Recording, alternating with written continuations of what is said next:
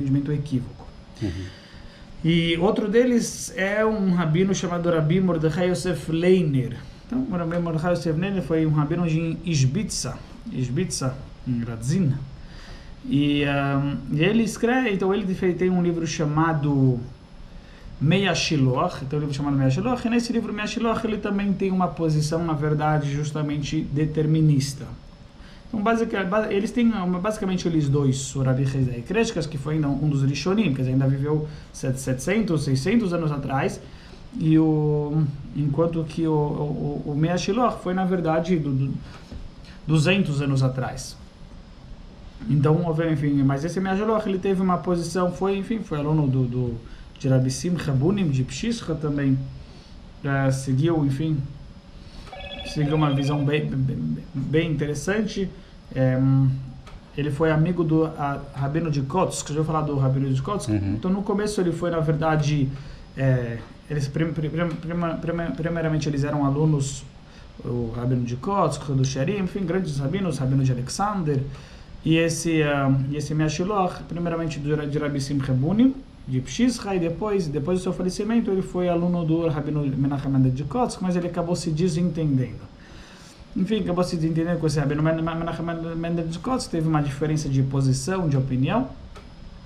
Ele acabou saindo e levando com ele alguns Hassidim, mas ele teve nesse livro de Meia Shiloach, então ele escreve a sua shita, a sua filosofia, a sua forma de pensamento, a sua linha de raciocínio, e lá ele defende sim uma posição de determinismo. Existe uma diferença entre o determinismo dele e o determinismo do Rabi Chesdai Kreshkas. Enfim, Rabi Chesdai Kreshkas, de certa forma, é mais extremo, enfim, acaba sendo talvez até mais extremo do que esse Meia Shiloach, em relação ao nível de determinismo, vamos chamar assim. Mas, de qualquer maneira, ele, na verdade, nesse livro, ele deixa muito claro, né, no Meia Shiloach, ele deixa muito claro que são dois níveis, o nível de livre-arbítrio e o nível de determinismo são, na verdade, os dois existem. Depois, enfim, eu fui dar uma lida, né? Eu fui ler. Não é que ele fala simplesmente que existe somente o determinismo. Ele fala existe o nível de livre-arbítrio e a pessoa precisa primeiro passar por este nível do livre-arbítrio. Então, por esse nível, por esse mundo, por esse estado mental de livre-arbítrio, para depois ela chegar num estado mais elevado, que seria o estado de determinismo, onde que tudo é Hashem, que isso vai se manifestar somente quando o Mashiach chegar. Enfim, cara, quando o Mashiach chegar, o nome de Hashem e Hashem, ele será um, como a gente fala no Vehaya, Hashem lemelech al kol haaretz, seu nome será um junto com ele, junto com Hashem. Então, enfim, mas isso, então, quer dizer, ele traz que essa ideia do determinismo, na realidade, é algo que está conectado com Mashiach, e sem dúvida que hoje em dia Hashem ele já tem essa visão, quer dizer, para Hashem, então essa seria a ideia do determinismo é um nível bastante elevado, é um nível muito profundo e muito essencial. Então, num nível muito profundo, sim, seria Hashem que está controlando tudo. Mas para nós, primeiramente, a pessoa tem que passar pelo nível do livre-arbítrio. Então, é interessante, enfim, essa ideia que ele lá deixa claro, para não, enfim, algumas situações, enfim, ele fala que a pessoa primeiramente tem que passar pelo nível do livre-arbítrio, que é isso pode fazer, isso não pode fazer. Enfim, que tem isso sim, isso não, enfim, temos as regras da Torá, as alachot, isso sim, isso não. E depois que a pessoa ela cumpriu tudo, ela fez todas as mitzvot, ela passou por esse nível de livre-arbítrio, por esse estado de livre-arbítrio, aí depois então tem esse nível de determinismo. Mas não chegar direto, não tem como a pessoa chegar diretamente para o nível de determinismo, de que é Hashem que guia tudo, e tudo está anulado perante Hashem, tudo é Hashem, não tem nada fora ele, não tem o versículo, né, que fala Enod milvador, não tem nada fora Hashem. Isso seria, na verdade, depois que a pessoa passou o primeiro level. Então são dois levels, dois levels que nós temos. O primeiro do livre-arbítrio, e aí, se a pessoa passou o livre-arbítrio, aí ela pode chegar para o determinismo, mas não diretamente. Porque é um assunto muito incrível, o de determinismo, é um assunto muito que a pessoa pode, enfim, Enfim, é muito profundo e muito bonito. A pessoa pode, nós queremos chegar a ele, mas primeiramente tem que passar pelo level do livre-arbítrio, isso sim, isso não, onde que eu controlo, mitzvah sim, haverá não, enfim, onde tem, para depois poder talvez chegar num nível mais profundo, onde que talvez não tenha esse tanto de essa ideia do livre-arbítrio, isso sim, isso não, isso pode, isso não pode, enfim, toda essa ideia do controle, eu controlo, não, aí você chega num nível que está além do seu controle. Não é você que controla, na verdade é Hashem que te controla. É Hashem que te controla, e é por isso, nesse nível, na verdade, não tem tanto aveirá nem mitzvah. Só para trazer, né, ele escreve isso daqui com relação a Zimri ben Salu. Zimri ben Salu, então não tem recompensa? No nível mais profundo, na realidade, é uma pergunta clássica, mas na verdade não seria uma recompensa pelo fato de você ter feito. A recompensa, uma vez que a coisa é boa, se manifesta algo positivo, mas não é recompensa. É simplesmente uma vez que teve algo positivo, que foi feito, não é Hashem que acabou causando isso. Então, mas isso tem como consequência que se manifesta uma luz divina. Acaba sendo bom. E quando foi feito uma... Então acaba sendo bom, não, anyways. Certo, mas não, a gente não vai chamar de recompensa. Nem de punição, nem de recompensa. Recompensa é um nível mais baixo, né? Certo, sim. Mas é muito interessante. Quando a gente fala sobre nível mais baixo e nível mais alto, é muito importante a gente também, eu gosto, enfim, de falar o seguinte: quem manda o que sim, o que não é Deus. Então pode ser, por isso é muito interessante. Pode ser que se Deus está falando para eu fazer o nível mais baixo, então o nível mais baixo é o que eu, na verdade, o nível mais alto. Em outras palavras, é o que me compete, né? É o que me compete, é o que a Hashem me encarregou. Então esse, na verdade, é o nível mais elevado. Se a Hashem está pedindo para eu fazer esse trabalho. Então, por isso, na realidade, quem que vai decidir o que sim é mais elevado ou não é a Hashem. O fato de o determinismo que simboliza essa anulação total perante o Criador e que ele que controla tudo, é a Hashem que vai, se a Hashem falar pra gente, eu não quero que vocês vivam nesse nível, eu quero que vocês vivam num nível mais natural, num nível mais que a natureza é regida pelas... que vocês tenham uma visão, fala assim, que a natureza é regida por certas regras. Enfim, né, não que tudo está no meu controle, mas que vocês estão no controle. Se a Hashem, ele pede pra gente isso. Então é dessa maneira que a gente deve viver, e esse é o mais especial. Isso tem muito a ver com enfim, na nossa Parashá, enfim, uma contradição muito, muito interessante que nós temos na nossa, a princípio, né? A pergunta é com relação a vinho e bebidas alcoólicas. Será que isso é algo positivo ou algo negativo? Então, esse é um tema, enfim, que é bastante abordado. É sempre positivo, né? O álcool e o vinho. Então, assim, na verdade, o clássico natural é o Nazir, que ele se afastou. É conhecido que o Nazir, ele se afastou do vinho. Então, aí, por isso, os livros... o Nazir é chamado, por um lado, de santo, e por outro lado, ele é chamado de pecador. O Nazireu, uma vez natural, ele é chamado de pecador, outra vez ele é chamado de santo. Uma contradição. Santo ou é pecador? Resposta clássica. Tudo por nível comum, ele é considerado santo. Exatamente, santo, porque ele está se afastando de algo que pode produzir para ele algo negativo. Então ele é santo. Só que no nível mais elevado, na verdade, seria qual seria o trabalho da pessoa?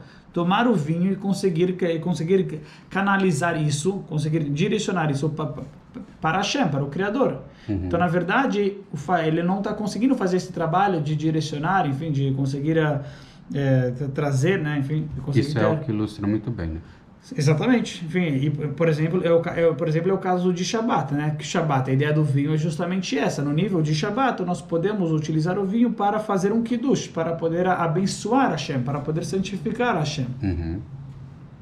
Então, neste nível de Shabbat, enfim, ao contrário, a gente está utilizando o vinho para, na verdade, poder fazer uma bênção, para poder fazer a santificação do Shabbat, que é algo muito elevado.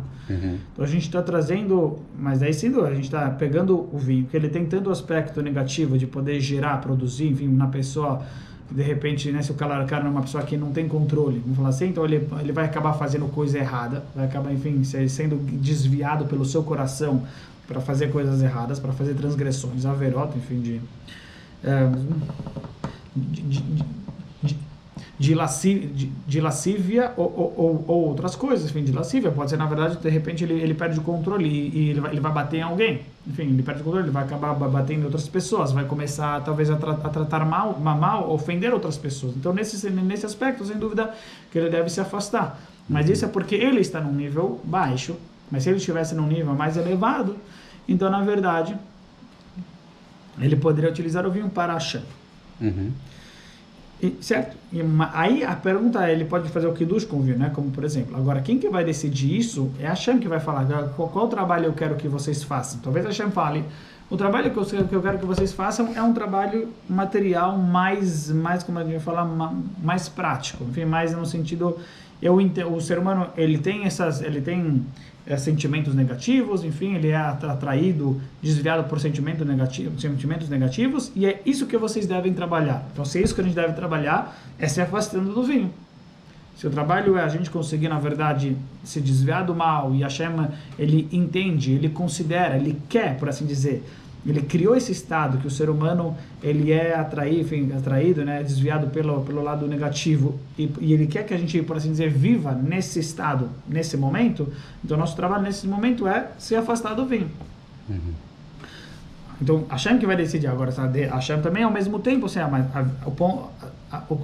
verdade é que Hashem ele quer os dois. Enfim, num primeiro momento Hashem quer que a gente se afaste do vinho para não ser desviado, não levar para coisas negativas. Mas se a pessoa ela já conseguiu se levar, agora Hashem quer que a gente eleve o vinho, que a gente faça kiddush com o vinho. Então tudo vai depender. Agora, o que é mais é o clássico. O que é bem interessante e profundo, que justamente se encontra na nossa paraxá, é a diferença com relação a vinho e bebidas alcoólicas, é com relação ao Cohen. O Cohen, né, ele não pode beber vinho, não pode estar alcoolizado, não pode estar embriagado quando ele vai trabalhar no Beit HaMikdash, e quando ele vai legislar e falar Torá. Quando ele vai falar essa é a halachá, vai discutir uma halachá, uma lei, ele não pode fazer isso, né? Quando ele bebeu vinho anteriormente. Se ele bebeu vinho, enfim, ou bebeu bebida alcoólica, um revit, 86 ml, ele já não poderia agora trabalhar no Beit HaMikdash, ou lehorot et bnei Israel, ou dizer uma halachá, falar o que deve ser feito, o que não deve ser feito. Bom, olha isso aqui interessante. Por um lado, a gente está vendo aqui que o Cohen, ele não deve... Porque aqui, na verdade, ainda é o Cohen, porque a gente está falando aqui de uma pessoa elevada. Quer dizer, no caso do Nazireu, a gente pode responder de maneira... depende, enfim, do nível. Vamos falar assim, a gente respondeu. Ele não está pronto para ainda poder beber vinho, para poder beber vinho ou para beber álcool. Então não está pronto, não está no... Se ele tivesse pronto, se ele estiver no nível elevado, aí tudo bem. Aqui a gente está falando sobre o Cohen. O Cohen, ele está num nível elevado. E Hashem proíbe ele de tomar vinho antes de trabalhar no templo sagrado. Então a gente poderia entender aqui o quê? Que na verdade, os livros eles trazem essa ideia. Enfim, então quer dizer que o vinho é algo negativo, mesmo no nível do Cohen.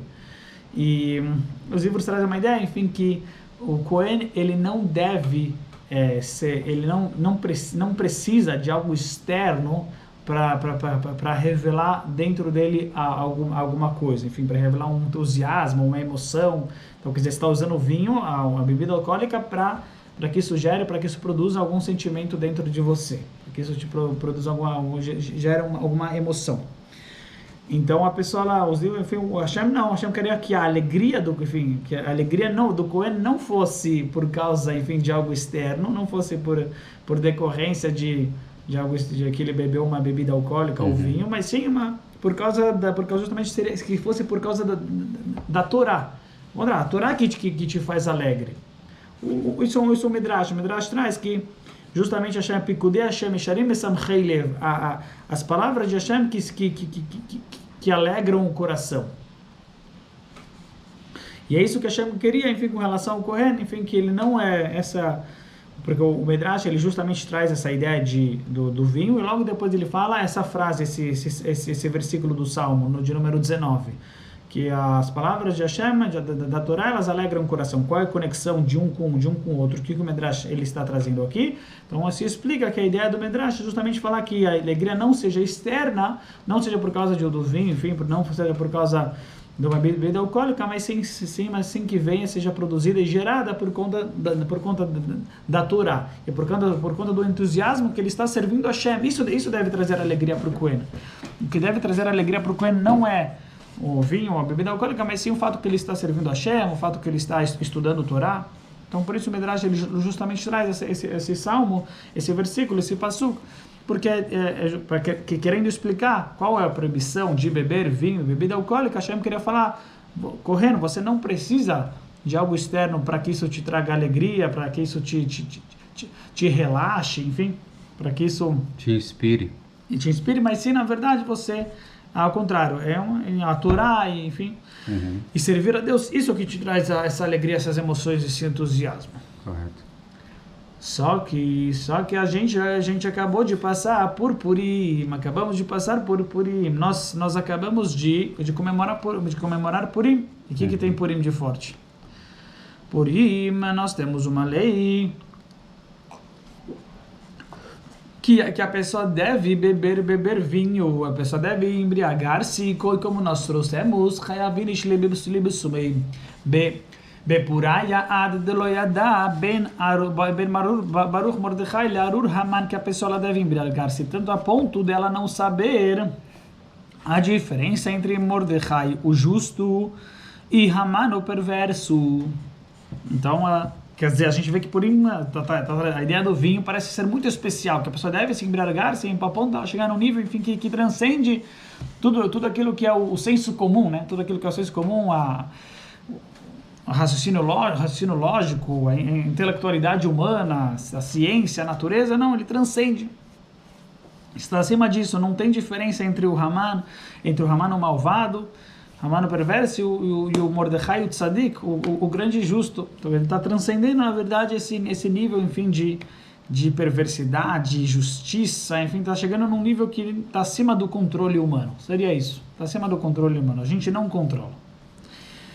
Então, mas é uma certa contradição. O Cohen que trabalha no Santo dos Santos, no Beit HaMikdash, no Beit HaMikdash, na casa de Hashem, no templo sagrado, Hashem está falando para ele não beber vinho. E no Purim, de repente, tem essa lei dos nossos sábios, introduzida pelos nossos sábios, da gente beber vinho até a pessoa se embriagar-se a tal ponto. Então, Purim é muito elevado. E o Kohen, sem dúvida, o Kohen trabalhando no Beit HaMikdash, no templo sagrado, também é muito elevado. Então, por um lado, vinho está num nível em que não pode para o Kohen, enfim, quer dizer, algo negativo, e para o Purim, enfim, aqui, que Purim é algo super elevado, de repente aqui o vinho foi liberado, não só liberado, que foi a ideia, enfim, a profundidade que existe no vinho. Vinho de bebidas alcoólicas. O que você diria? Do porquê?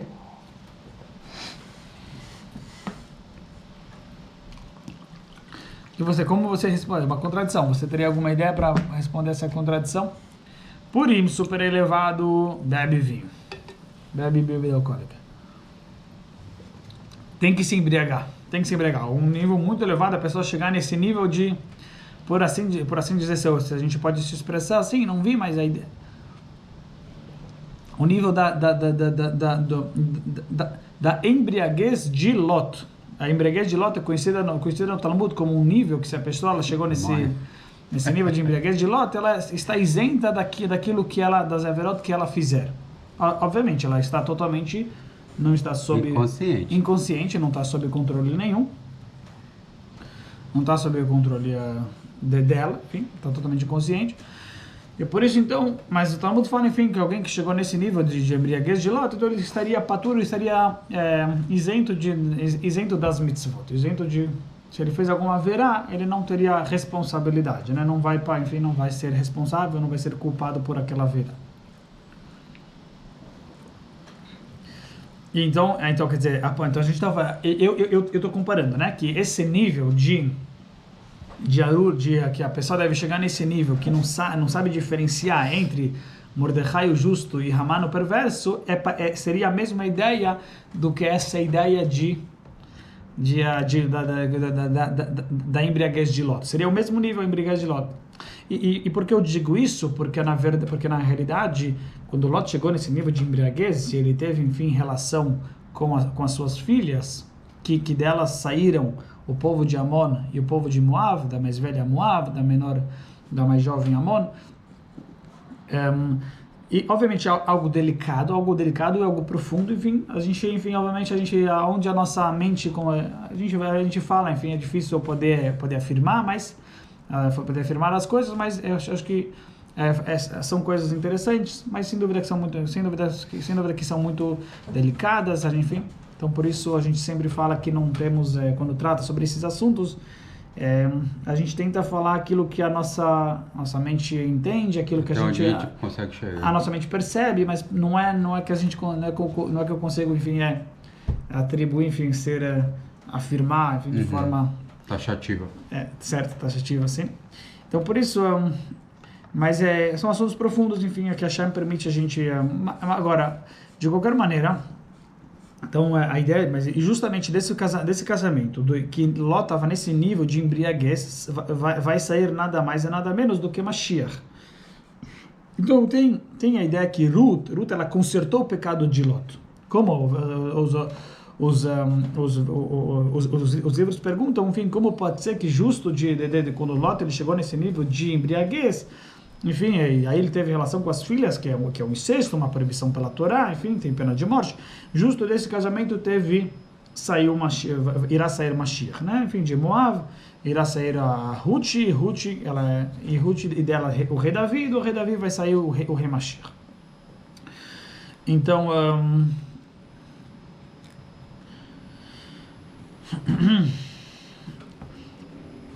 Então, tem livros que trazem que, na verdade, aquilo que a pergunta clássica, como pode ser que do pecado que Lot fez, disso irá sair Mashiach? Então, em geral, você fala que Ruth, que tem livros que explicam que Ruth, ela consertou esse pecado. E, na verdade, é um pecado muito negativo, que não tinha, enfim, mas Ruth, ela consertou, transformou, e através disso, ela